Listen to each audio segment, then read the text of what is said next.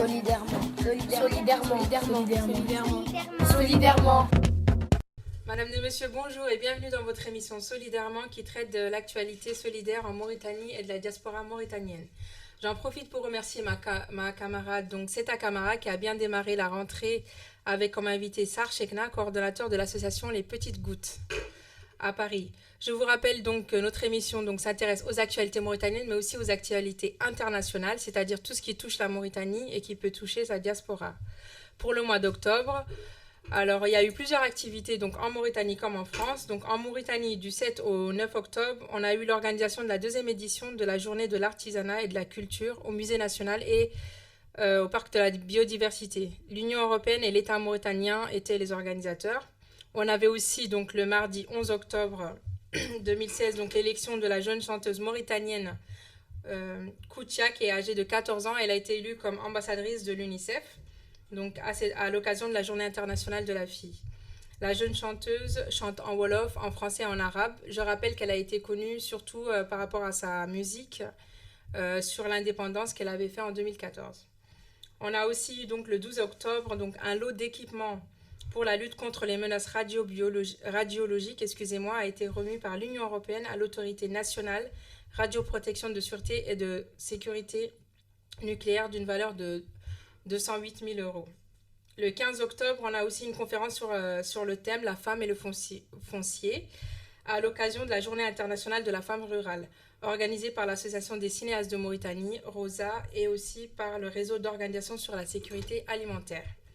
En France, donc on a eu hier, donc le vendredi 28 octobre, l'Association des jeunes Mauritaniens de France, AJMF, donc qui nous a conviés à son troisième meet-up sur le thème de l'entrepreneuriat social décliné en engagement citoyen. Donc, cela a été animé par Cheikh Oussi, ingénieur. Cela s'est déroulé donc au café Au Père Tranquille sur Paris. Nous avons aussi donc plusieurs actions. Donc, une a attiré notre attention. C'est une action, donc c'était sur les MGF, c'est-à-dire les mutilations génitales féminines. Elle concerne plus précisément l'excision. La Mauritanie est concernée, en effet. C'est une pratique qui a été pratiquée dans le pays ou qui continue à être pratiquée, donc à vérifier. Je serais vous mentir de vous dire que je ne connais pas de personnes qui ont subi l'excision, en tout cas aujourd'hui des jeunes femmes ou des jeunes filles qui ont été excisées. Donc c'est pourquoi on a décidé donc de traiter sur ce thème-là. Pour ça, donc, on revient sur les actions en France. Donc, le jeudi 13 octobre 2016, il y a eu une conférence sur la thématique l'excision, femmes, traumatisme et force de vie, qui a été organisée par le showroom de Absatoussi et les éditions Cartala. Donc, cette conférence a attiré notre attention, plus précisément l'auteur du livre Mariama l'écorchée vive, donc, qui s'appelle donc Madame Alimata Fofana, qui d'ailleurs, je pense que vous avez dû deviner, qui est notre honorable invitée aujourd'hui. Elle a été élue comme la femme de la semaine par le magazine Féminin Société. Donc, dans une première partie, elle va nous faire une présentation donc, de son parcours et de ses actualités. Dans la seconde, on va parler plus précisément donc, de ce livre qui parle de son témoignage poignant sur l'excision. Excusez-moi. Bonjour Madame Fofana, merci d'avoir répondu à notre invitation. C'est un grand plaisir pour nous de vous avoir parmi nous aujourd'hui. Est-ce que vous pouvez nous présenter un peu votre parcours? Qui êtes-vous pour nos auditeurs? Bonjour, je vous remercie de m'offrir l'opportunité de m'adresser aux téléspectateurs de RMI Info. Alors je me présente, Alimata Fofana, j'ai 34 ans. Je suis née en France, j'y ai grandi et j'ai mes parents qui viennent du Sénégal et de la Mauritanie. Alors, pour parler de mon parcours, je vais commencer par ce qu'il y a de plus récent. J'ai vécu 5 ans au Canada où je m'occupais des affaires culturelles au sein de l'ambassade du Sénégal à Ottawa. En même temps, j'ai été chroniqueuse littéraire pour le magazine Opal qui est dirigé et qui a été créé par une Sénégalaise, Hadisso. Et avant cela, quand j'y vais en France, j'ai travaillé pour un certain temps pour France Télévisions, pour Africa Numéro 1. J'ai aussi enseigné. Et j'ai enseigné il n'y a pas si longtemps que ça, il y a quelques mois, la littérature dans un lycée à Gif-sur-Yvette. En gros, je suis une passionnée de littérature et d'histoire. D'accord. Et est-ce que vous pouvez nous parler de votre parcours scolaire pour voir un peu donc, dans quel domaine vous êtes plus situé? Est-ce que c'est le domaine Moi, j'ai un parcours scolaire atypique, hein. D'accord. Moi, j'ai fait, c'est ce que j'écris dans mon livre, une quatrième, troisième technologique. C'est des classes où on ne paraît pas sur un élève. Mhm. Suite à cela, j'ai fait un BEP hôtellerie-restauration que je n'ai pas eu. Après, j'ai fait une année où j'ai fait des stages dans les médias. Et il y a quelqu'un que j'avais rencontré, c'était chez Endemol, c'est la boîte de production de chez Arthur, qui m'avait dit, Alimata, reprends tes études, c'est mieux. Et je l'ai écouté, j'ai repris mes études et j'ai préparé l'équivalence du bac en lettres, ce qu'on appelle un DAEU, diplôme d'accès aux études universitaires qui se prépare dans les universités. Mhm. Et après, j'ai fait un DUG d'art, comme je l'ai obtenu, un DUG d'art, une licence. Et après, j'ai fait 2 années de prépa en littérature et en histoire. Comme quoi, l'échec, parfois, peut nous amener très loin. Tout à fait. D'accord, bah, c'est très intéressant. C'est vrai que oui, vous êtes vraiment dans la filière artistique, donc littérature. Et je voulais savoir au niveau de vos origines. Donc vous êtes mauritanienne? Sénégalo-mauritanienne. Sénégalo-mauritanienne. Oui. Père, est-ce que vous pouvez préciser si la Sénégalo-mauritanienne, on va dire que le peuple soninké est entre les deux rives, parce que c'est le fleuve Sénégal D'accord, vous êtes soninké. qui est exactement D'accord. qui traverse les deux pays, le proche. Sénégal et la Mauritanie, alors que c'est le même peuple, quoi. C'est pour ça que je dis que sénégalo-mauritanienne. Les frontières, je pense que c'est les frontières de 1885 qui n'ont pas de lien direct avec les peuples, mais plutôt avec les colonisateurs. Tout à fait. D'accord. Et sinon, je voulais savoir, alors, au niveau de votre parcours donc à l'étranger, à l'international au Canada, quel est l'apport, quelle est la plus-value justement dans votre parcours Moi, quand je suis professionnel? partie de la France vers le Canada, j'étais convaincue, je ne savais pas où est-ce que j'allais parce que je connaissais personne, mais j'étais convaincue que l'American Dream, quoi. Moi, je croyais à cela. Tu pars de rien et tu peux obtenir quelque chose avec la sueur de ton front. Alors j'ai pris un billet d'avion en aller simple. Je me suis dit, je vais aller voir ce qui se passe du côté de Montréal. J'avais juste trouvé une colocation à Montréal avec une Belge. Je suis partie. J'ai atterri à Montréal. J'ai découvert un peu. Pendant un mois, j'ai pris des cours d'anglais. Suite à cela, je suis partie à Toronto. Et il y avait une manifestation culturelle sénégalaise à Montréal et j'y suis allée. Et j'ai rencontré l'ambassadeur du Sénégal à cette manifestation et je lui ai fait part de mon goût pour la culture. Et moi, j'ai une très grande passion pour Léopold Sédar Senghor, l'écrivain, que j'aime énormément. Et je lui ai fait part de cela et il m'a dit, mais j'ai peut-être quelque chose pour vous. Venez me voir à Ottawa. Et c'est ce que j'ai fait. Je suis partie le voir à Ottawa et il m'a dit, vous avez un téléphone, un ordinateur, montrez-moi ce que vous savez faire. Et je lui ai montré ce que j'ai su faire. C'est que la première conférence que j'ai faite, elle s'est intitulée « De la littérature de la négritude à la littérature africaine contemporaine ». Ce que je voulais, c'est qu'on mette en exergue les différences qu'il peut y avoir entre quelqu'un comme Fatou Diome et un auteur comme Birago Diop. Où sont les similitudes? Est-ce que les préoccupations sont les mêmes? Est-ce que les sujets qui sont traités sont les mêmes ou non? Moi, c'est ça qui m'a intéressée. Et il y a eu un passage particulier, forcément, il fallait qu'on mette en avant Senghor. On représentait le Sénégal, si on ne met pas nous Senghor, qui est-ce qui va le faire? Et après, on a fait un travail pour la Journée de l'Afrique avec toutes les ambassades africaines présentes à Ottawa. Ça a été vraiment une très très belle manifestation, c'est-à-dire qu'on a vu l'Afrique, la pluralité de l'Afrique. Et la dernière conférence que j'ai faite, ça a été sur la philosophie africaine, où j'ai fait venir le professeur Souleymane Bachir Diagne. J'ai été le voir à New York. J'ai cherché à le voir parce que moi je ne le connaissais pas, j'ai aucun contact, mais quand on veut, on peut. J'ai réussi à le contacter, j'ai réussi à le faire venir à Ottawa. J'étais très fière parce que c'est pas évident de faire venir une personne de cette sommité parce que c'est une personne qui est très très clé, surtout à l'époque. Il y avait les états généraux des universités à Dakar et lui, je sais qu'on avait fait appel à son savoir pour cela, quoi. Mais il a réussi à se libérer 2 jours et on a fait cela au sein de l'Université d'Ottawa avec d'autres partenaires comme l'Alliance française et différents départements de philosophie. Pourquoi alors avoir quitté cet univers que vous parlez avec autant de passion, qui avait l'air aussi... Parce que c'est pas si facile que ça quand vous êtes... C'est-à-dire que le problème, c'est dans mon livre qui est là, je parle de ce sujet.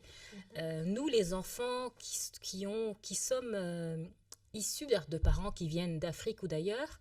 Moi, quand je vivais en France, j'étais convaincue que j'étais sénégalo-mauritanienne. Et quand je suis partie et j'ai travaillé dans un univers africain, c'est là que j'ai compris un non. Parce qu'à chaque fois, on me disait, non, toi, t'es française. ben toi, t'es vraiment trop français. Toi, t'es pas comme nous. Et c'est ce que subissent de nombreux enfants qui sont originaires de ces Oui. pays-là. Parce que c'est quasiment, on devient quasiment schizophrène. Parce que d'un côté, quand on est en France, on nous dit, ah ben non, non, t'es pas français.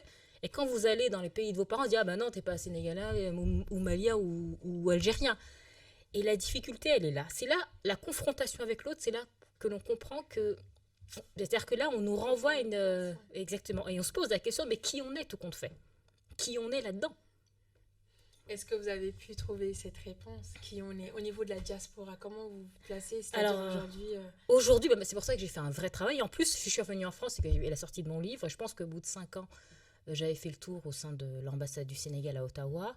Et j'aurais pu faire ma demande de résidence permanente, mais je l'ai faite, mais il manquait un papier. Et je pense que ça, c'est un acte manqué. Je pense que c'est pas anodin. Je crois pas au hasard. Et c'est bien tombé, quoi. Je suis partie, mon livre est paru. Maintenant, je fais des conférences Oui, un peu tout à parties. fait. Et j'ai oublié la question que vous m'aviez posée. C'est pas grave. Non, c'était savoir aujourd'hui, au niveau justement de la diaspora, parce qu'on Où a est-ce ce problème de reconnaissance, Ouais. justement, au Qui niveau. je suis? Voilà. Est-ce que je suis française? Est-ce que je suis mauritano-sénégalais? Ben moi, j'ai compris Où est-ce déjà, que vous en j'ai êtes? compris que nous sommes français. C'est-à-dire qu'un enfant qui est né en France, qui a grandi, qui a fréquenté les écoles, les universités, Mhm. il y en a certains qui vont même jamais en Afrique. Comment voulez-vous qu'ils deviennent maliens, algériens? Ils connaissent rien.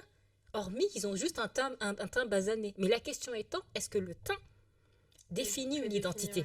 Ça, c'est une question. Je pense que sous Senghor, dans les années 60, au moment des indépendances, je pense que la couleur de peau pouvait définir une identité.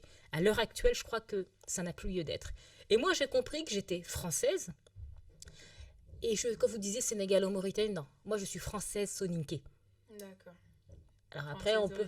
Voilà, Ok. c'est soninké, ça veut dire que moi, Oui. là, quand on parle de. Oui, soninké, oui, parce que moi, je parle soninké, Tout à fait. je comprends la culture, d'où est-ce que ça vient, pas de problème. Et c'est là que quand vous vous confrontez avec des gens qui sont Wolof, vous vous rendez compte qu'il y a un écart plus profond avec, moi j'ai remarqué les Sénégalais Wolof, qu'avec les Maliens soninké. C'est pour ça que je mets en avant le côté soninké avant, Ok.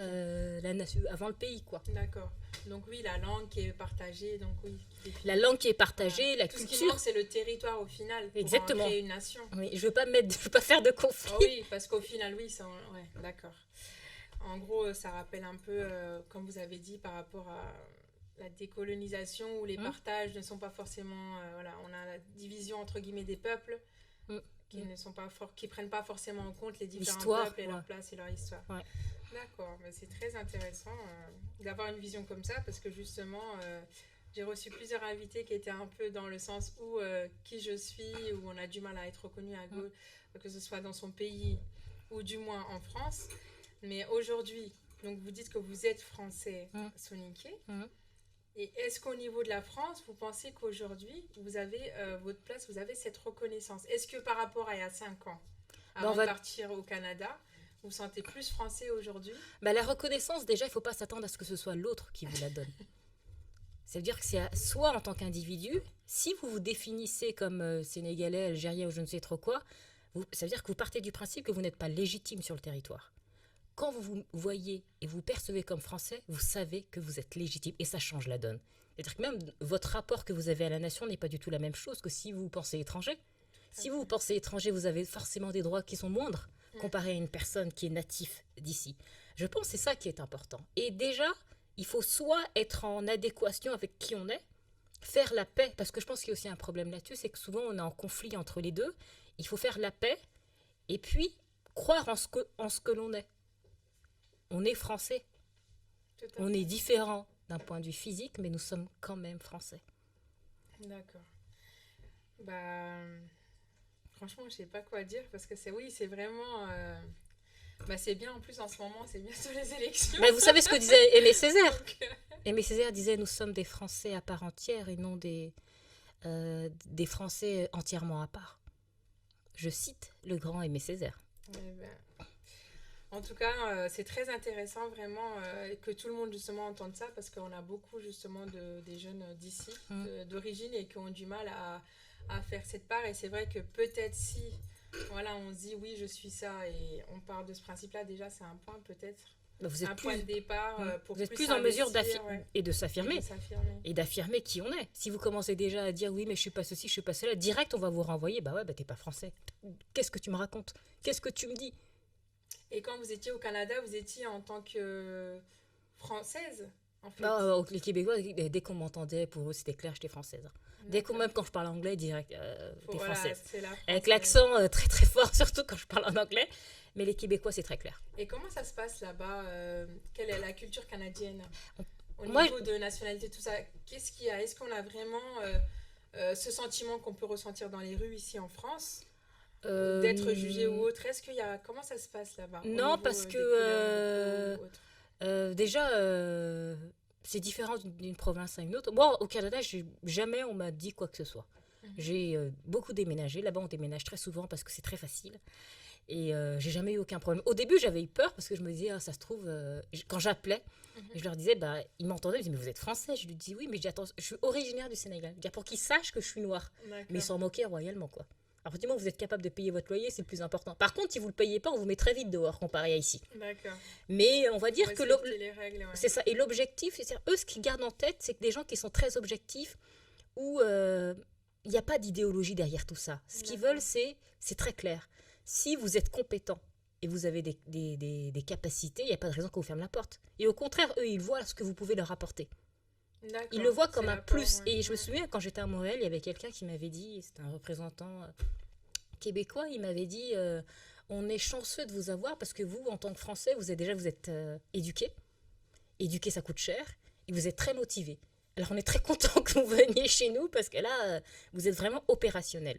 Eux, ils le voyaient plutôt dans ce sens-là. D'accord. Ouais.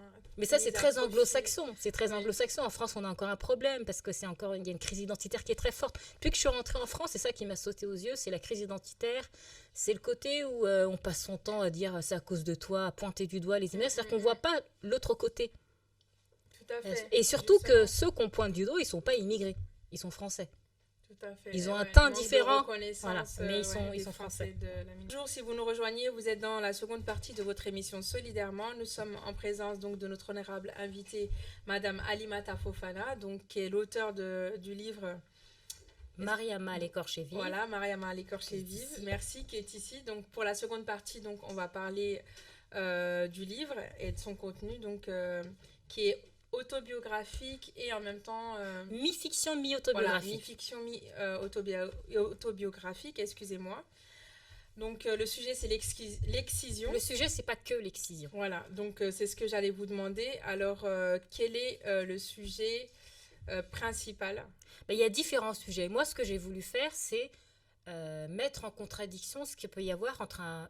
Là, je parle d'une femme, d'une jeune fille qui est née en France, dont les parents viennent d'ailleurs. Et quand D'accord. je parle de contradiction, c'est entre ce que par le biais de la famille, ce qu'on vous apporte, par le biais de l'éducation, et aussi par le biais de l'école. Ce que l'école ou ce que la société française peut vous apporter. D'accord. Parfois, c'est en adéquation, comme le respect, Oui, l'autorité, toutes les valeurs, mais parfois, c'est en totale contradiction. Quand je parle de contradiction, je parle de la différence parfois que l'on peut faire dans l'éducation entre les filles et les garçons. Je parle aussi de cette contradiction quand, là on va parler de l'excision, à l'école, la petite fille, on lui apprend la liberté entre l'égalité entre les hommes et les filles et tout ça. Et quand elle arrive chez elle, surtout quand c'est un corps qui est mutilé. Et dans ce corps qui a été mutilé, il y a la négation d'individu. Alors là, cette contradiction est très très forte. Comment font après ces jeunes filles pour vivre dans une société où on prône tout ça, où on voit à la une des magazines les femmes, voilà. Et de l'autre côté, elles se sentent totalement meurtries, elles se sentent déshumanisées. Et c'est ça qui m'a intéressée comme sujet.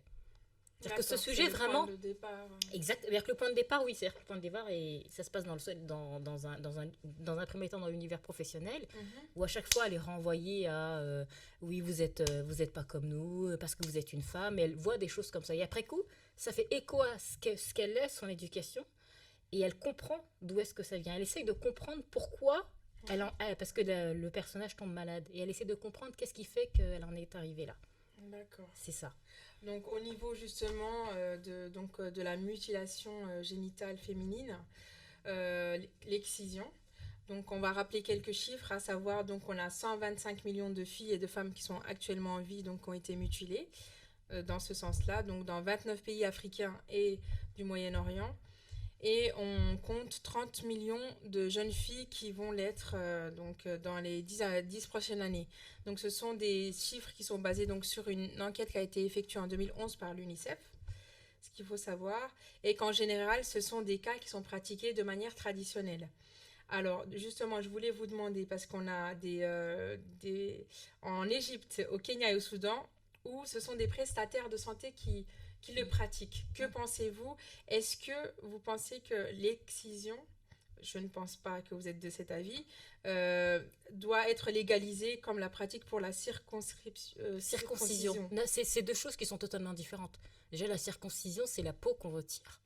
Et l'excision, c'est pas du tout la peau qu'on retire. L'équivalent, ça serait enlever pour l'homme le gland. D'accord.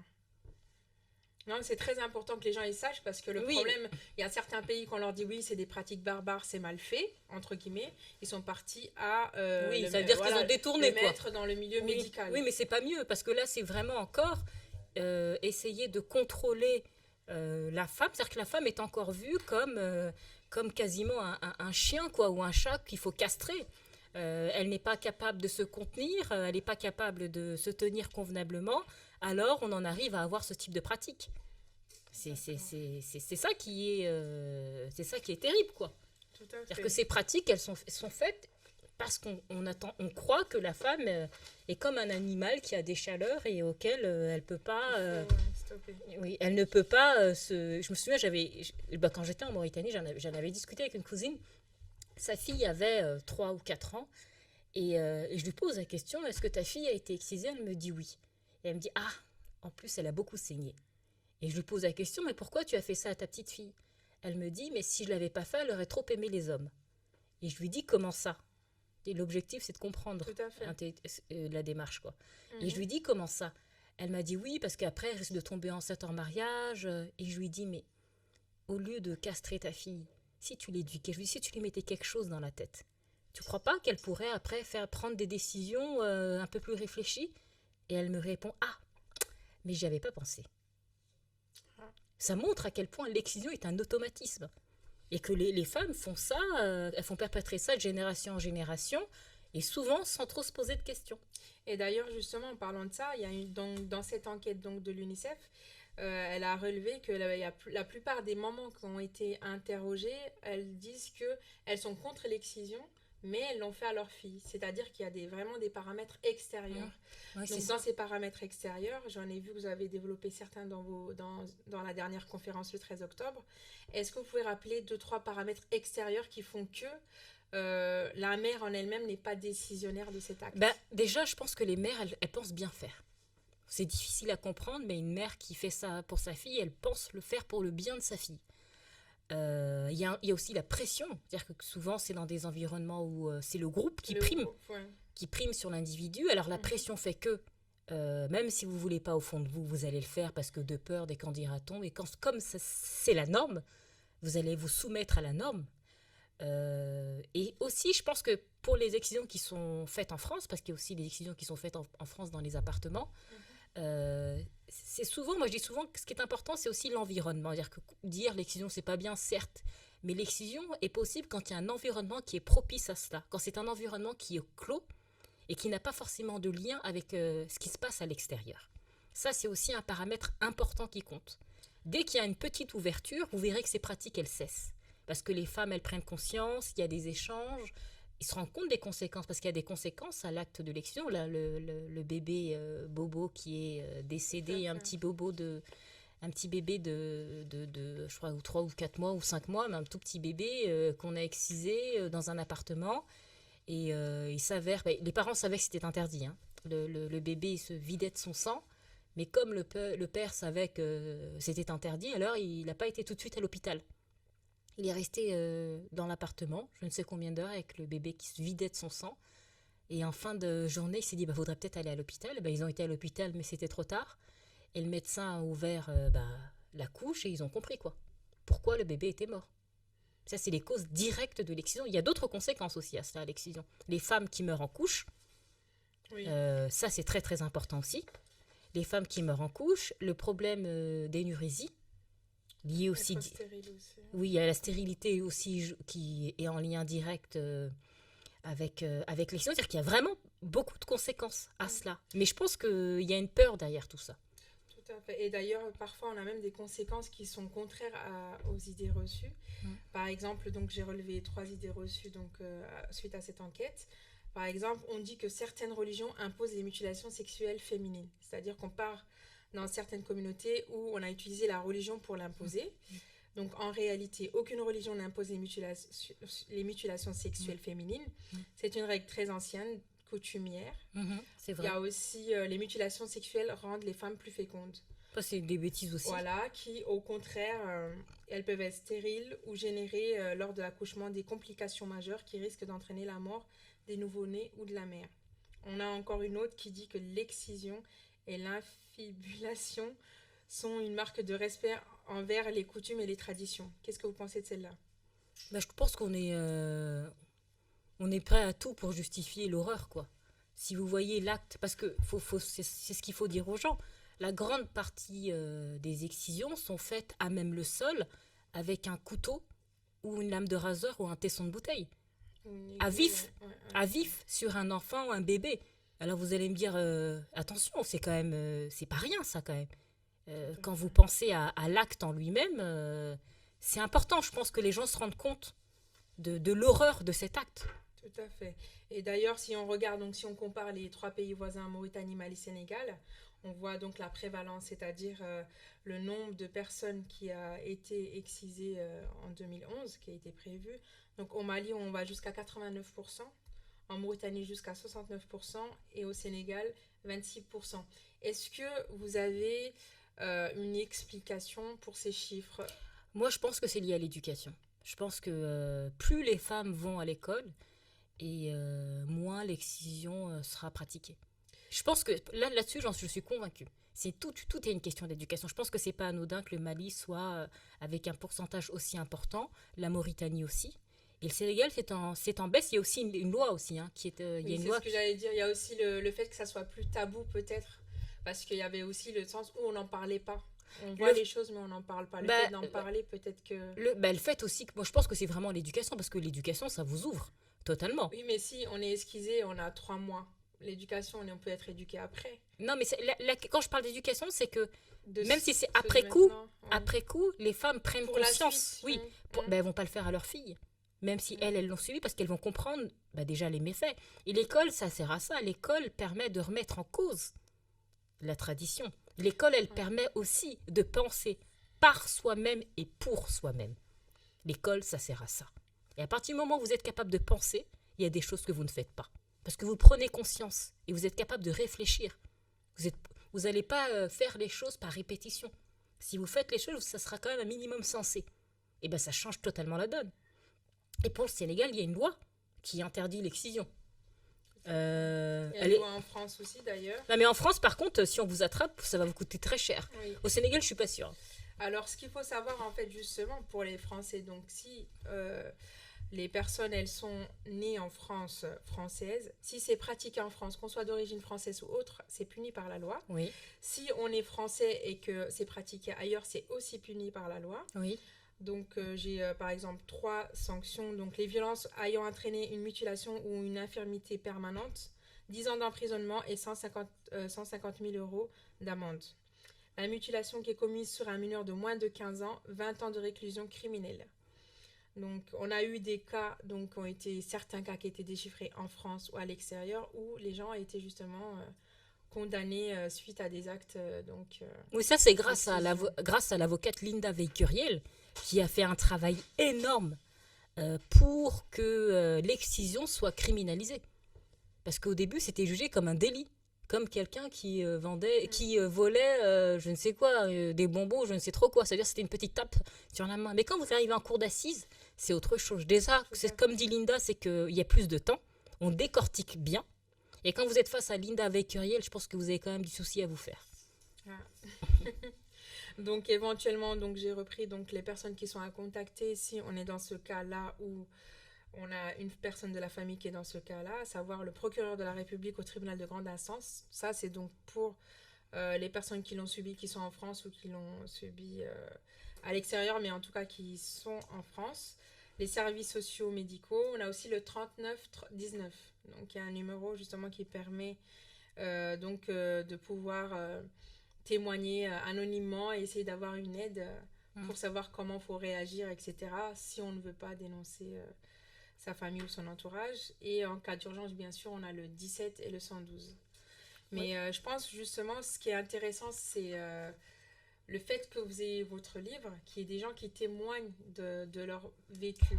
Moi, je reçois beaucoup, beaucoup de messages de femmes qui ont subi l'excision. Mais on va dire que moi, dans les conférences que je fais, je m'adresse aux femmes qui ont été excisées. Souvent, il y a des associations de lutte contre les mutilations sexuelles faites aux femmes. Elles vont faire de la sensibilisation pour éviter que les enfants sont excisés. Mais moi, la question que je me pose, les femmes qui sont excisées ou les jeunes filles, qu'est-ce qu'on en fait ? Vous allez me dire, maintenant, peut-être c'est trop tard. Mais moi, ce qui m'intéresse, c'est de leur dire à toutes ces femmes, il n'y a pas de fatalité. Moi, mes conférences, c'est ça. Il n'y a pas de fatalité. Malgré l'excision, vous pouvez avoir une vie de femme épanouie quand il y a un vrai travail de reconstruction qui est fait, tant d'un point de vue physique, parce qu'il y a le docteur Pierre Foldès qui a mis en place une technique de réparation pour les femmes qui ont subi l'excision ou l'infabulation, et un travail psychologique. Parce que là, il y a une réappropriation de son corps qu'il va falloir faire. Parce que là, dans l'acte d'excision, on va quand même dans ce que la femme a de plus intime. À partir de là, déjà, il y a beaucoup de femmes qui se disent, à partir du moment où ils ont été là, ce corps, il ne m'appartient pas, tout compte fait. Il leur appartient. Et beaucoup de femmes vont accepter des choses par la suite qui sont en lien direct avec ce qu'elles ont subi. Et souvent, en plus, quand ces femmes deviennent épouses ou mères, moi, j'ai reçu un message d'une femme qui me disait que les grosses difficultés qu'elle avait à être dans sa vie conjugale avec son mari, parce que pour elle, c'est une torture. Vous imaginez la vie de tous les jours pour cette femme ? Et ça, c'est une des conséquences de l'excision. Et je lui ai dit, même à cette femme, il va falloir que vous fassiez un travail de réparation, parce que même si vous faites réparer physiquement, ça ne suffit pas. Il faut aussi se faire réparer, mais c'est-à-dire qu'après, c'est intellectuellement. Pour que vous vous réappropriez votre corps, pour que vous appreniez à vous aimer malgré la mutilation que vous avez subie. D'accord. Parce que ce qu'il faut savoir, c'est donc il y en a pour beaucoup, en fait, ils se posent même pas la question, quoi. C'est fait. Et puis, s'ils ont des complications dans leur vie, en fait, ils se rendent pas compte du lien direct qu'il peut avoir pour les complications des règles ou de maux de ventre ou autre. Je pense que les femmes, quand elles se rendent pas compte, c'est qu'elles cherchent je pense qu'elles veulent refouler. C'est une manière de se protéger, le fait de refouler, parce que de se dire, ça n'existe pas. Comme ça, on continue à vivre. Mais à un moment ou à un autre, ça va revenir comme un boomerang. Et là, ça risque de faire très mal. D'accord. Parce que justement, c'est pas le fait que ça n'existe pas. Donc, j'ai pu en interviewer 2-3 dans ce sens-là. C'est le fait, en fait, qu'ils sont partis du sens. Donc, c'est fait. Tout le monde l'a fait. La famille, les cousines, machin. Ok, c'est fait. Comme si, voilà, c'était, entre guillemets, un baptême, quelque chose qui est fait. Mais des jeunes filles qui sont ici en France. Mais moi, je pense qu'elles disent ça. Il n'y a pas la réflexion derrière, il n'y a pas la volonté de discussion ou d'en parler. Non, mais déjà, comme vous disiez, c'est un sujet très, très tabou. Parce que là, on touche quand même à quelque chose de très, très intime et c'est extrêmement tabou. En parler, déjà, pour beaucoup, c'est même pas pensable. C'est même pas pensable. Justement, alors, comment vous avez réussi à passer ce cap ? Parce que moi, je vais citer Sartre. Le problème, c'est pas ce qu'on a fait de vous, mais vous-même ce que vous faites de ce qu'on a fait de vous. En gros, on peut subir des choses très atroces, mais soit on continue de se vivre en victime, parce que moi, je pense que c'est pas l'acte qui définit l'individu. On est beaucoup plus que l'acte. Et il y a des femmes, quand elles ont subi l'excision, elles restent plus que victimes de cela. Et moi, j'ai refusé. Moi, je me suis dit que malgré tout ça, je peux en faire une force. Je peux faire autre chose de cette douleur. Je peux en faire, moi j'adore la littérature, je peux en faire des choses assez belles comme le livre. Et je me suis dit aussi, si ça peut permettre à sauver des petites filles, c'est ce que j'écris dans mon livre, c'est déjà ça. Et si ça peut aussi permettre aux femmes de prendre leur destin en main, de prendre conscience et de prendre leur destin en main. Parce que s'il y a une répétition d'un schéma, surtout quand on est en France, et ma génération, notre génération, qui sommes nés ici et qui ont été à l'école, autant nos parents, on peut les excuser, autant nous, non. Nous pouvons et nous avons le choix. Nos parents, ils n'avaient pas le choix. On a une part de responsabilité dans la vie que nous menons et celle que nous voulons offrir à nos enfants. C'est-à-dire qu'on a beau avoir subi l'excision, mais qu'est-ce que soi on fait de sa vie après cela? Là est toute la question. Mais justement, en fait, il y en a, c'est pas une question qui se pose en fait. C'est-à-dire, exciser ou pas exciser, bah, ma vie, je vis quoi. Mais vis comment? Et du coup, c'est pour Tu ça. vis si vous vivez en tant que victime, Mais vous vivez pas de la après, même manière. justement, le problème, il est là. C'est que certaines ne se mettent pas en victime. Je suis pas sûre, moi. Bah, j'en connais, j'ai une copine. En fait, le fait qu'ils se mettent pas en victime, c'est comme je dis, c'est-à-dire que c'est fait, c'est fait. C'est du passé. Mais ça veut c'est dire un truc. Ça veut dire que c'est une négation. Quand vous Mm. dites que c'est fait, ça veut dire qu'elles-mêmes, elles refusent de voir ce qu'elles ont subi. Donc, ouais, peut-être que ouais, le livre, il permettra. En tout cas, j'espère que le livre, il va permettre justement déjà de prendre conscience justement de la chose et de la déterminer et d'ouvrir à des discussions. Bah, c'est ce que j'ai voulu faire, c'est mettre la lumière sur les non-dits, les tabous, pour que ça ne se répète plus. Bah, en tout cas, merci beaucoup. On était très honorés de vous avoir sur notre plateau. Merci à vous. Et on va continuer donc à voir vos actualités. N'hésitez pas à nous informer pour qu'on puisse voir un peu où c'en est quand vous avez voilà, des interventions à l'extérieur. Et sinon, donc, bah, j'espère à bientôt. Et sinon, donc, pour la rubrique étudiante, sachez qu'on n'a pas oublié nos étudiants. C'est juste que voilà, septembre et octobre, c'est très dur. On les laisse faire leur rentrée tranquillement. Et dès novembre, je commencerai à les embêter à nouveau. Donc voilà, n'hésitez pas donc à nous contacter pour les différents étudiants pour nous dire de vos actualités. Et donc n'oubliez pas donc le livre à lire absolument, donc le livre du moment, donc Alimata Fofana avec nous, donc Mariama l'écorché vive. Donc on n'a pas beaucoup parlé du livre justement pour vous permettre de le lire. Oui, on Donc, a abordé quelques sujets. Voilà, c'est voilà, l'édition Cartala, donc c'est 15 €, donc ça va, c'est abordable. Et surtout, de toute façon, la culture n'a pas de prix, par principe. Tout à fait. Donc voilà, vous étiez avec nous donc sur RMI Info avec l'auteur du livre Mariama l'écorché vive, Alimata Fofana. Merci beaucoup de nous avoir suivis et je vous dis au mois prochain pour une nouvelle édition, toujours dans la solidarité. Merci. Solidairement. Solidairement. Solidairement. Solidairement.